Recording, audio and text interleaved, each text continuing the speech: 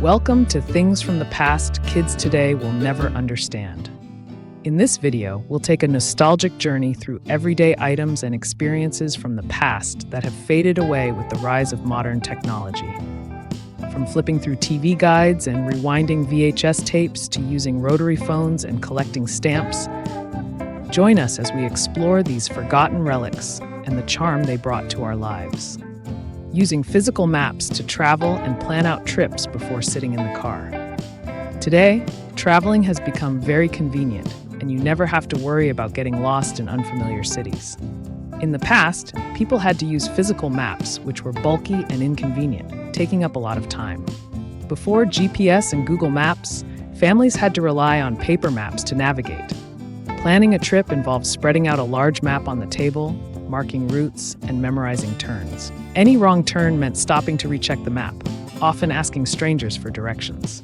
Today, GPS guides us turn by turn, recalculating routes instantly if we miss a turn, making travel simpler and stress-free. In the age of smartphones, kids today will never understand what it was like standing against the wall to use the phone. Back then, telephones were fixed to the wall with short cords, so you couldn't move around while talking. You had to stay in one spot for the entire conversation. Back in the day, to play video games, we had to put the TV on channel 3 or 4. Video game consoles required the TV to be set to a specific channel to function because older televisions could only receive audio-visual input through radio frequency signals. Adjusting the TV to the right channel often involved a lot of trial and error. These devices were designed to output to either channel 3 or 4 because these channels were usually free of interference, making them suitable for gaming. Nowadays, playing games is super convenient. You can game anytime, anywhere, not just at home on a big TV screen, but also on your phone wherever you are. Kids these days wouldn't get it. We used to blow into our video games to make them work. Those game cartridges had poor connections because of dust, and we thought blowing into them would fix it. Now, with modern gaming consoles using discs or digital downloads, we don't have to deal with those kinds of problems anymore. To use those old TVs, you had to do a lot more than just press a button. We had dials on TVs to change the channel, then another dial to tune it in better. Televisions had rotary dials for changing channels and fine-tuning the picture. Each adjustment required careful handling to avoid losing the signal. Today, remote controls and digital tuning make changing channels quick and precise. Back in the day, TVs got their signals through those rabbit ear antennas, those metal rods you could twist and turn. The analog TV signals were really unreliable, so getting a clear picture often meant you had to get creative.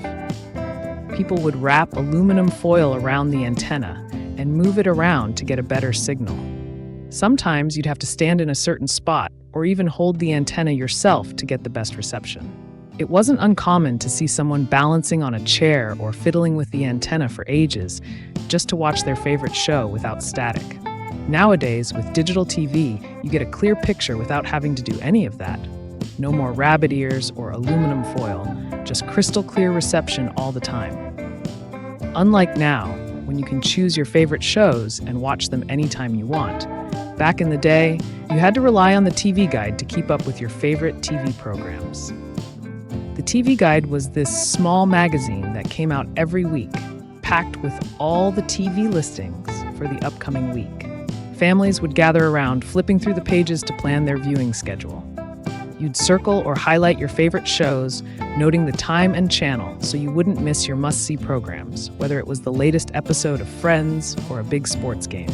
Nowadays, we have on-screen guides, DVRs, and streaming services that let us watch whatever we want, whenever we want. But there was a certain charm in flipping through the TV Guide and planning out your week of television. It's a little piece of the past that kids today will never experience. Back in the day, if you wanted to listen to a playlist of your favorite songs, you'd have to sit by the radio all day. You'd wait and listen, ready to hit record on your cassette player when your favorite songs came on. The radio would play all kinds of songs, some you'd love and some you'd hate, so you'd have to listen to everything and record selectively. Recording music was such a tedious process that needed a lot of patience and perfect timing. Often, the DJ's chatter would overlap with the song, ruining the perfect recording. Nowadays, music streaming services let us play and download songs instantly without any interruptions. With digital audiovisual media now, kids rarely hear about cassette tapes, and if they do, they can't imagine the struggle of dealing with them. When the tape cassette would get tangled up, it was a real hassle. Cassette tapes were prone to getting tangled, especially if the player malfunctioned. Fixing a tangled tape required patience and delicate handling, often using a pencil to rewind the tape manually. Today, digital music files eliminate these physical issues, providing clear and uninterrupted playback. Only those born in the 1980s or earlier know this sound. This is the sound of dial-up internet, a painfully slow connection over phone lines. And when using dial-up internet, you couldn't make phone calls. That meant not being able to use the phone and the internet at the same time. Dial-up internet connections used the phone line, meaning you couldn't make or receive calls while online. This limitation often caused frustration, especially in households with only one phone line. Today, broadband and fiber optic connections allow simultaneous use of internet and phone without any conflict. Before the explosion of mobile devices, this was the familiar phone in every household, with its convenient number buttons. However, the phones before that weren't so user-friendly. People had to dial numbers in a rather cumbersome way, using something called a rotary dial phone. The rotary dial phone had a circular dial with holes for each number from 0 to 9. To make a call, you'd lift the handset to open the line, place your finger in the hole of the first number, and rotate the dial clockwise until your finger hit the metal stop. Then, you'd release your finger and let the dial return to its original position. You'd repeat this process for each digit of the phone number. For example, to dial 123-4567, you'd have to spin the dial for each digit in sequence.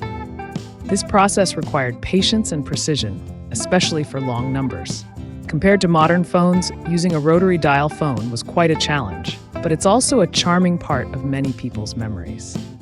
It was a unique experience, reminding us of a time when dialing a phone number was an art that required a bit of skill and attention. In today's information age, people can instantly connect with loved ones almost anywhere in the world, regardless of distance. But back in the day, when you went on a date, you had to show up at the agreed place and time to meet and talk, arranging a date and having no way of knowing if they'd show up or if something had come up. Similarly, parents couldn't check up on you. Before mobile phones, arranging meetups involved a lot of trust and punctuality. If plans changed, there was no way to inform the other person, leading to potential misunderstandings. Now, instant messaging and calls ensure clear communication and updates. Before emails and instant messaging, sending letters was common, and collecting stamps became a beloved hobby. Stamps were more than just postage. They were miniature works of art representing culture, history, and nature. Collecting stamps was a popular hobby, with each stamp offering a glimpse into another part of the world. Collectors often traded stamps, sharing their passion and expanding their collections. They carefully organized and preserved their stamps, using tools to keep them in pristine condition. The thrill of finding a rare stamp was unmatched, often involving searches at markets and fairs. With digital communications' rise, stamp collecting has faded, replaced by emails and texts. Though less common, stamp collecting remains a cherished hobby, a reminder of a slower time and the joy of discovery.